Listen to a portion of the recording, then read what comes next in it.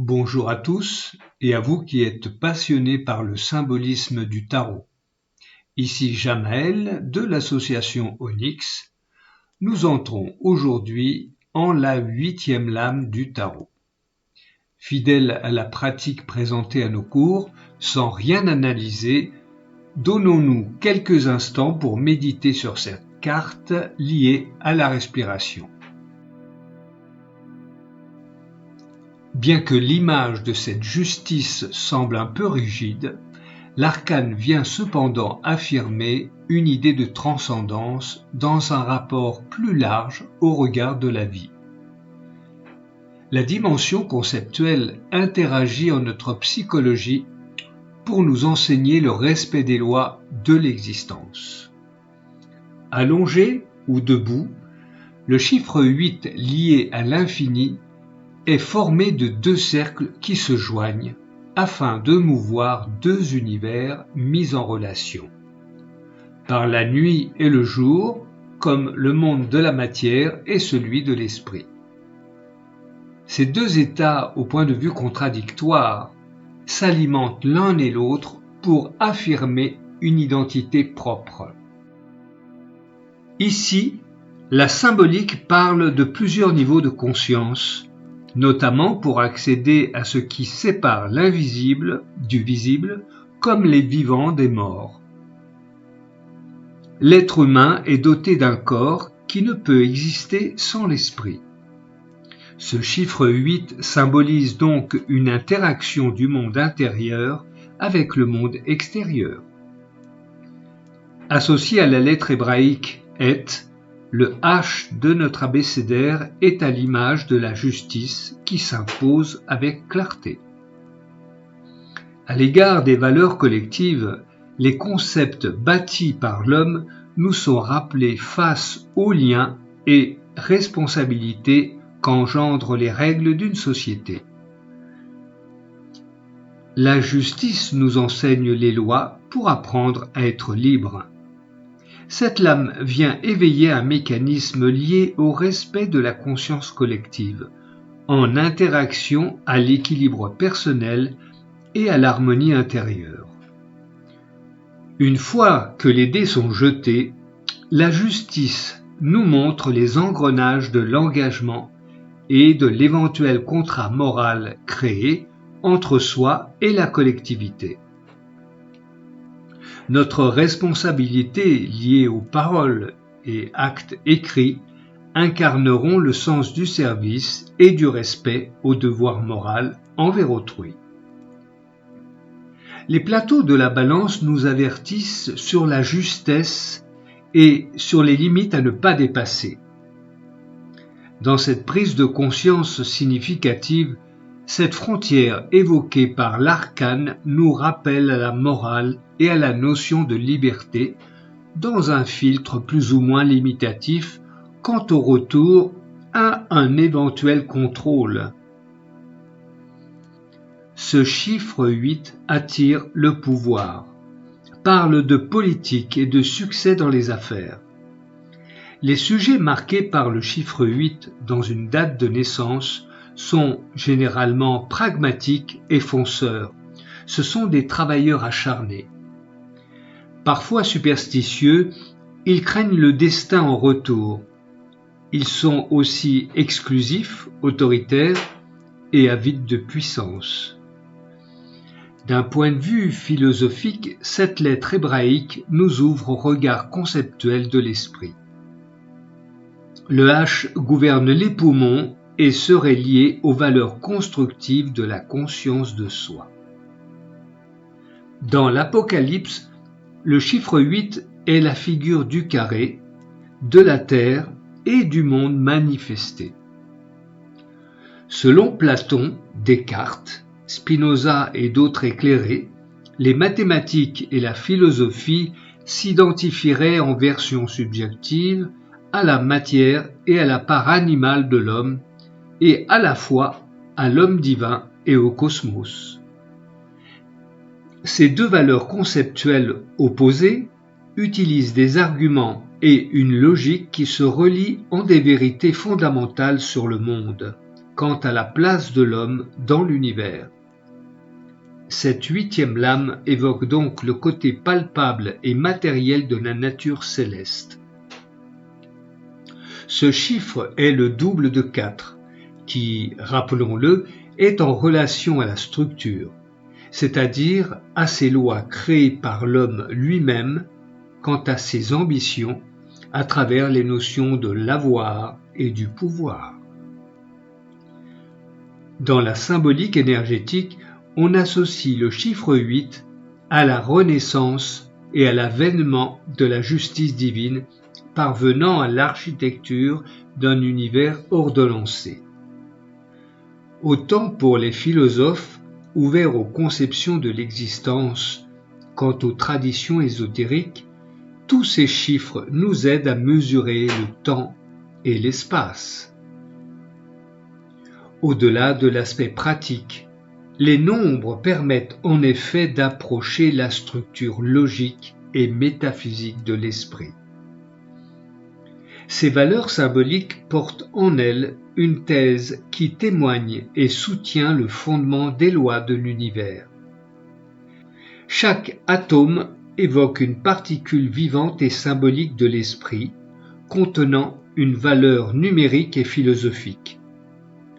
Celle-ci subsiste comme un potentiel matériel à révéler, comme d'ailleurs dans chaque lettre hébraïque. La justice nous enseigne l'hermétisme. Ce terme est difficile à concevoir si on est pragmatique. Alors, comment lire derrière les apparences et différencier ce qui est sacré de ce qui ne l'est pas? En séparant le vrai du faux en nous. Cet arcane est lié ici à la vertu, en image d'une loyauté et d'une honnêteté sans détour. Agent de transformation, la justice est unie à l'inconscient collectif et aux 4 directions cardinales qui forment la rose des vents. Elle impose une logique à travers des règles sociales qui nous demandent de clarifier toute œuvre personnelle ou non. Le discernement et la maîtrise du 8 peuvent rendre cette justice redoutable. Elle intervient dans notre libre arbitre quant au cheminement de l'esprit. Le 8 connaît la division cellulaire qui mène du visible à l'invisible afin de dévoiler les plans abstraits d'une conscience ouverte à la dimension spirituelle. En musique, le 8 nous rappelle l'octave, l'intervalle parfait entre 2 notes de musique. Ce passage de l'énergie incarnant la matière préfigure un mouvement circulaire et abstrait. Que d'exemples et que dire de plus sur ces 8 cavités liées aux mémoires akashiques apparaissant dans notre sacrum. Musique, maestro.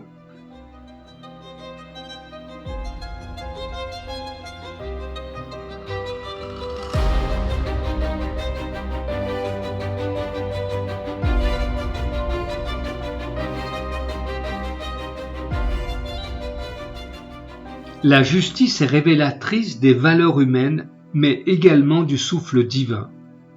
Elle unit le microcosme au macrocosme. La figure à 8 côtés, baptisée octogone, nous introduit à la rencontre emblématique de l'homme avec le Créateur.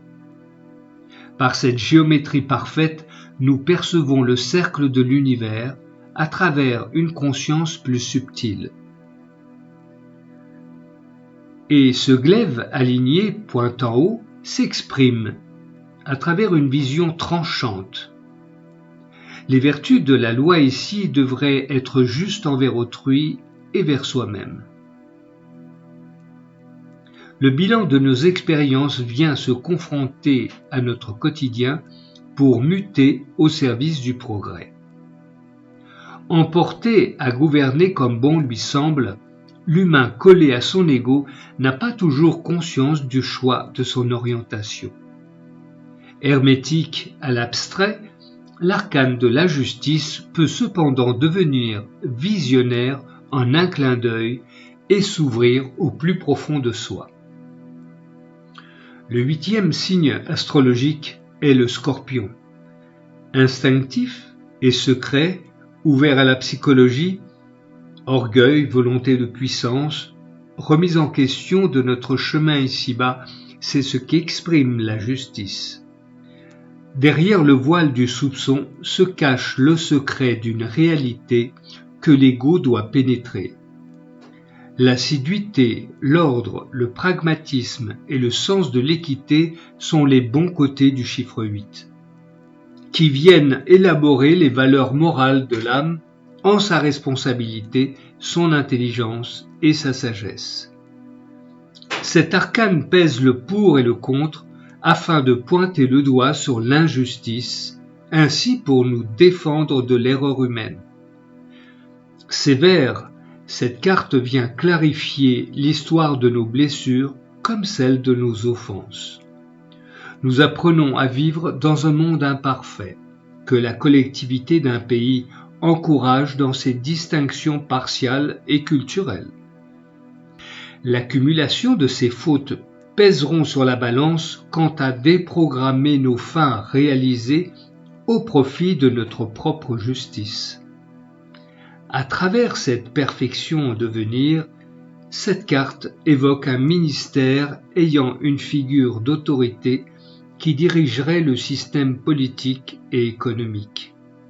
Généralement, cette lame parle de responsabilité administrative, évoluant dans l'ombre, parfois aussi en lien aux investigations secrètes, comme la CIA ou simplement à l'agent du Trésor public.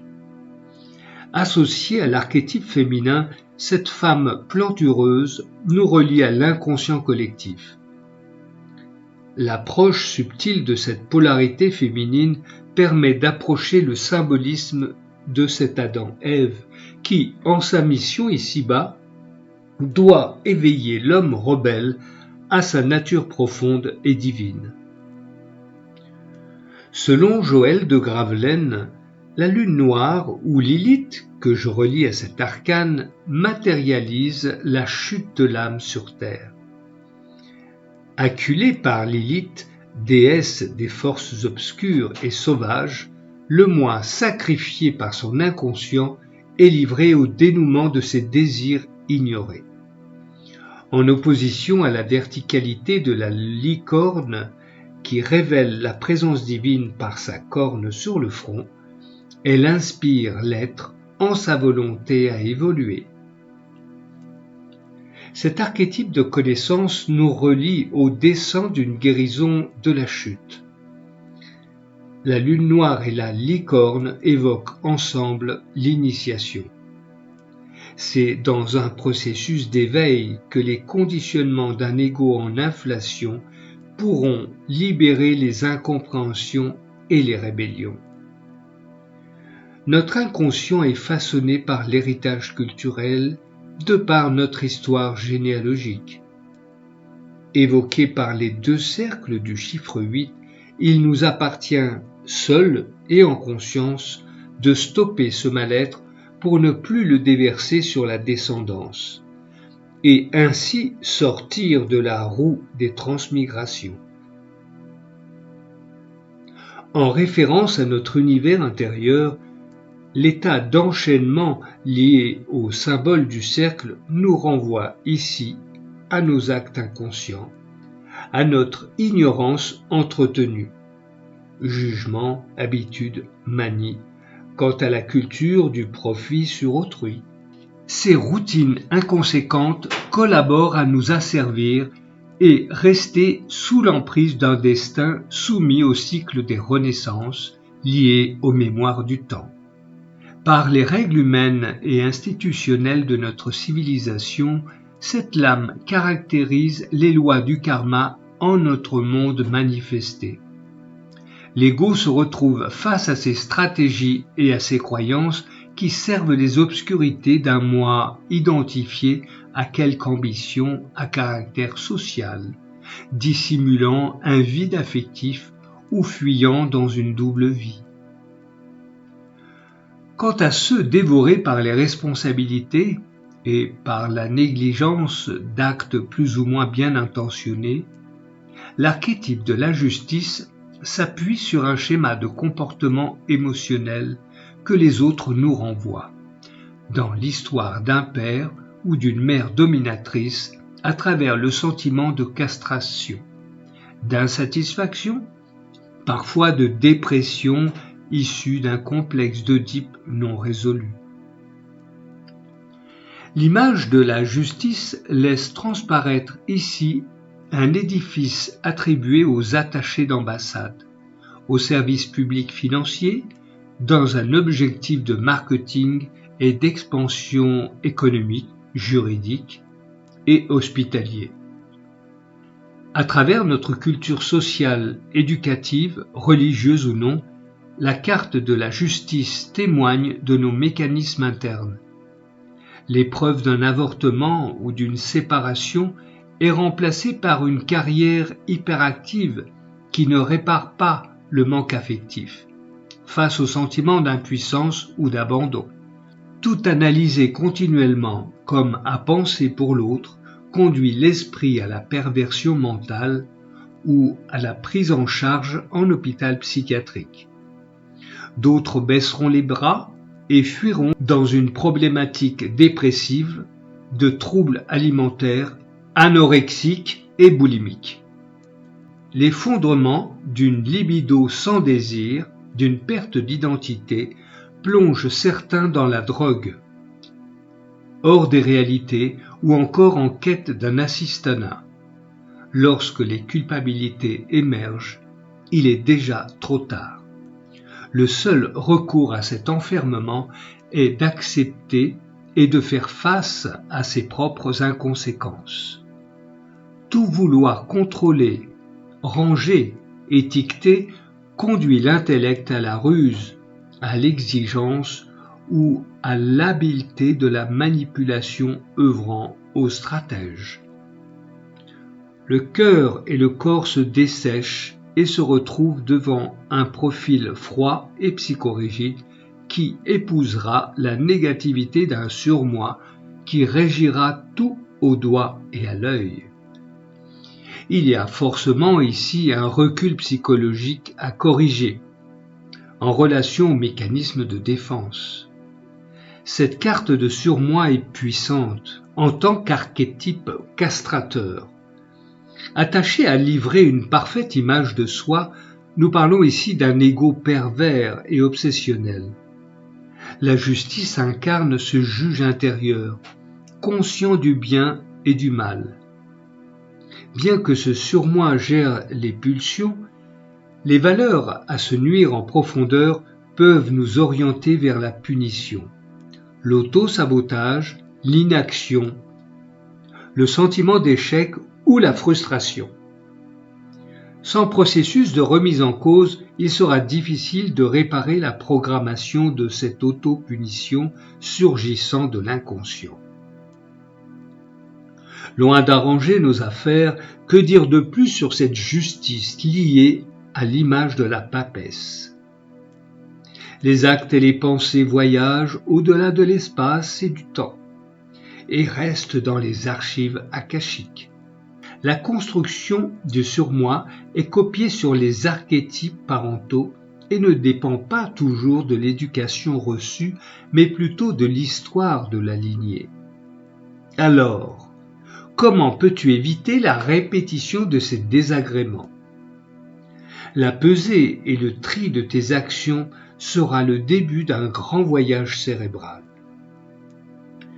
La justice, ici, tient une épée à sa droite, alors que l'autre main, s'approchant du cœur, porte une balance. Elle tranche de la manière qui lui semble équitable. Maestro, musique.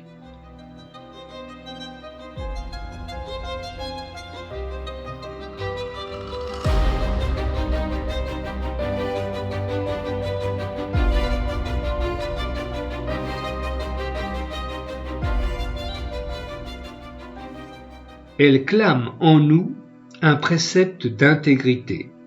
Et que dit-elle? Je suis la gardienne de l'équilibre entre le distinctif et l'universel. Je me sers du pouvoir pour réparer ce qui a été violé en l'être. Ainsi, tu récoltes ce que tu as semé. Associé aussi au signe astrologique de la Balance, cet arcane nous invite à réapprendre l'écoute, à peser le pour et le contre, en respect à la liberté et l'intimité de l'être. Hormis son indécision légendaire, on lui accorde la critique objective en sa qualité de conciliatrice, s'attachant à considérer positivement les valeurs de chacun. Observons cette épée sur la carte. Elle n'est pas en alignement parfait de la colonne du trône. De plus, à droite du dessin, son coude s'appuie très subtilement sur un plateau de la Balance. L'autre plateau, à gauche, est posé finement sur le genou qui peut alléger la pesée. Cette justice humaine ne livre pas une réelle fiabilité du rapport exposé sur le plateau. Elle nous amène à douter de l'idée de justice en soi, ainsi à préjuger de son intégrité. L'arcane invite à cette notion de transparence. Ai-je conscience de l'existence des lois de l'univers et du karma, ou est-ce de la bondieuserie? Il est question ici de fausseté ou de sincérité avec soi-même. On associe l'arcane de la justice à des démarches réglementaires qui demandent une restructuration interne. Dans la gestion administrative, les courriers judiciaires face aux accords passés restent en attente. Les culpabilités alors remontent. N'ai-je pas abusé des délais?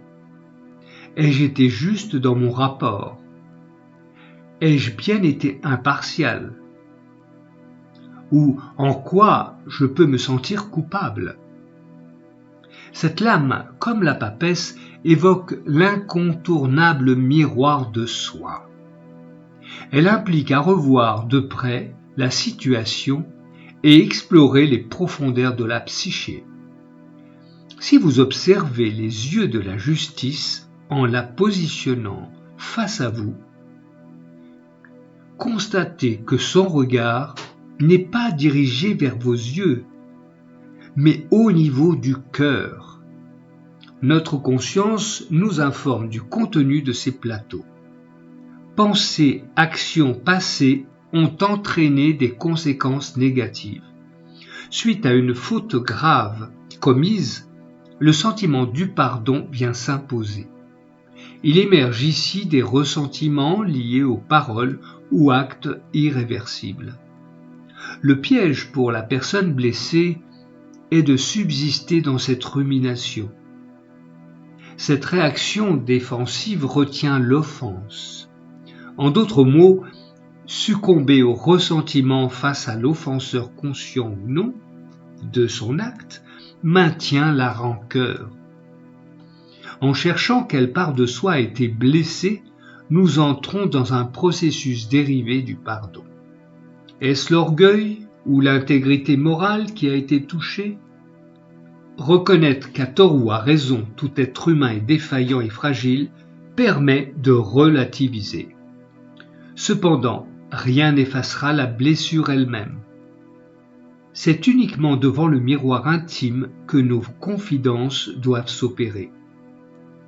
Mais quel véritable enjeu se cache derrière le pardon de nos ombres? Toute clémence implique un cheminement thérapeutique exigeant et difficile à franchir. Faisons ce bilan intérieur pour que la transformation se réalise. Chaque être développe une conception personnelle de sa justice, qui peut être évoquée de façon arbitraire, voire injuste dans l'éthique. Admettons-le, dans un tribunal, le juge n'est pas le seul à juger. Ainsi, par notre existence, nous façonnons notre quotidien et conduisons notre propre vie. Car tout ce qui nous semble juste ou non engendre notre propre tribunal. À l'opposé, une personne qui décide d'abandonner en conscience son ressentiment vit une libération de ce tourment. En référence au commandement de la Bible « Tu ne jugeras point », nous constatons être tous en défaut. Nous jugeons en permanence comme ces juges bons et mauvais. Toutefois, juger est une chose et condamner en est une autre. Maestro, musique.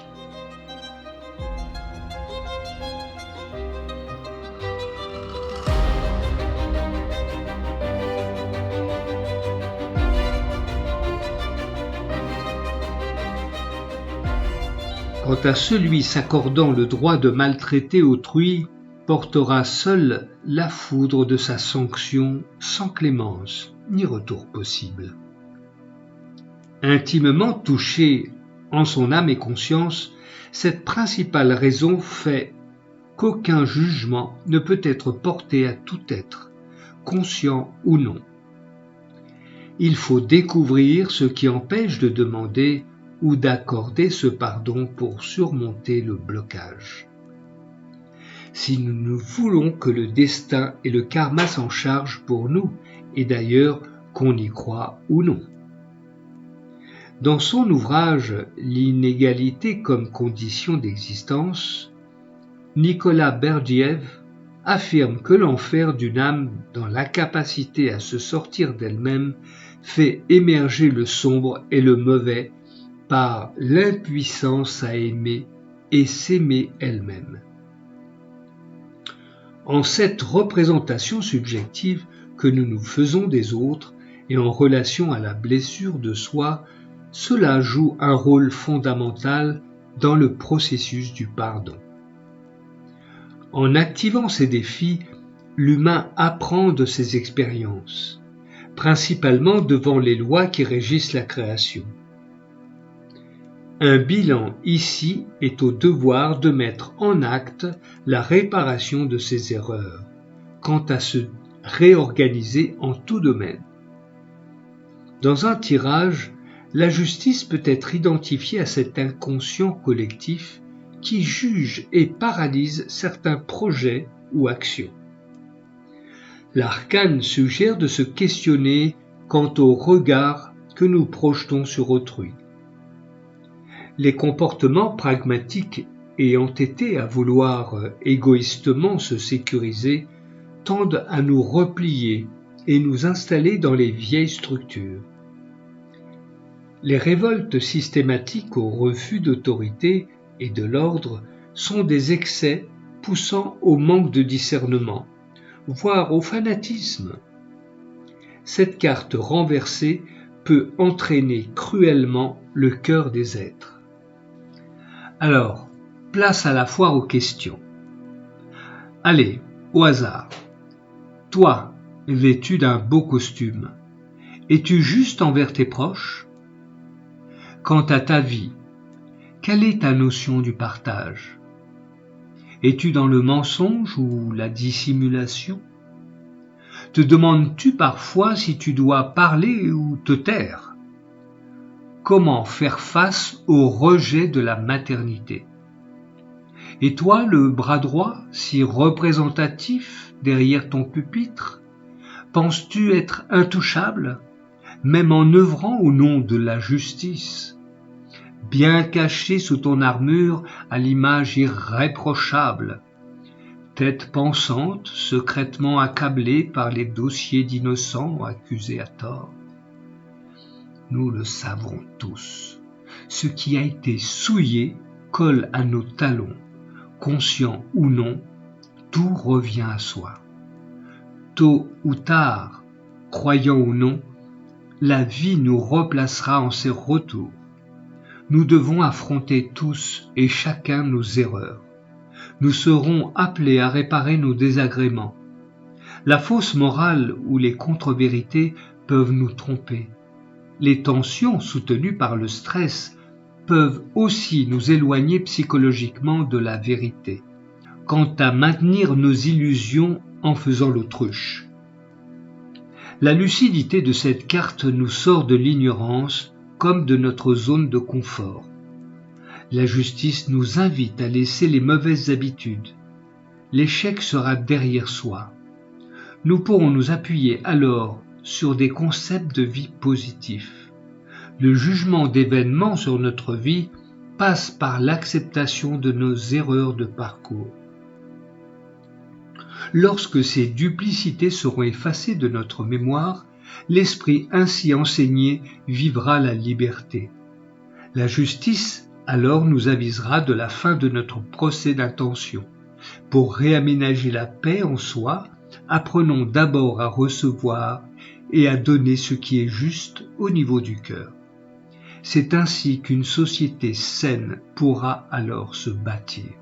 Une citation de Lewis Smedes dit « Pardonner, c'est libérer le prisonnier qui n'est autre que soi-même ». Le but de l'arcane est d'enseigner cette convergence directe avec le cœur, afin d'ouvrir la paix en soi. Lorsque nous réfléchissons sur l'histoire du genre humain, elle recouvre souvent au drame de l'amour divin. La justice, pas très accueillante, il est vrai, cependant si instructive en nos qualités humaines lorsque l'univers nous le rappelle au quotidien. Un film évoquant ce précieux enseignement a été réalisé et s'appelle en français Le chemin du pardon. N'oubliez pas de soutenir l'association Onyx en appuyant sur le bon pouce. À très vite